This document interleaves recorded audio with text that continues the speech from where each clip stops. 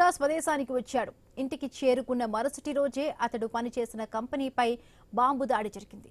నిర్మల్ జిల్లా కుంటాలకు చెందిన హనుమండ్లు బతుకు తెరువు కోసం 14 ఏళ్ల క్రితం ఇరాన్ వెళ్లారు. ఇరాక్ సరిహద్దు ప్రాంతంలో ఓ కంపెనీలో మేనేజర్గా విధులు నిర్వహించారు. ఈ కంపెనీలో 400 మంది భారతీయులు పనిచేస్తున్నారు. పశ్చిమాసియాలో ఉద్రిక్తతతో 50 మందిని చొప్పున 8 విడతల్లో భారత్కు పంపించేందుకు కంపెనీ నిర్ణయించింది. మార్చి 30న బయలుదేరిన హనుమండ్లు ఈ నెల 4న ఇంటికి చేరుకున్నారు. ఈ నెల 5న అతడు పనిచేసిన కంపెనీపై డ్రోన్ బాంబు దాడి జరిగింది.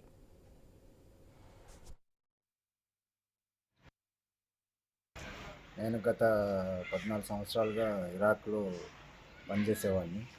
మాది జనరల్ సర్వీస్ కంపెనీ. మాది ఈ ఇరాన్ అమెరికా గొడవల కారణంగా కంపెనీ వచ్చేసి పంపించడానికి ట్రై చేసి పంపించాలని ప్లాన్ చేశారు.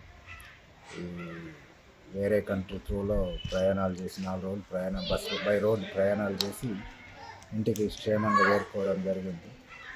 మళ్ళీ మా కంపెనీలో దగ్గర ఓ 400 మంది ఇండియన్స్ పనిచేసేవారు.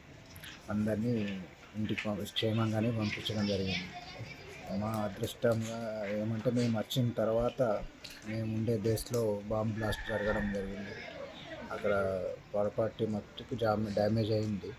మనుషులకు ఎవరికేం హాని జరగలేదు. నా పేరు శిల్ప. మా ఆయన అక్కడ ఇరాక్లో వర్క్ చేస్తుండేవాడు.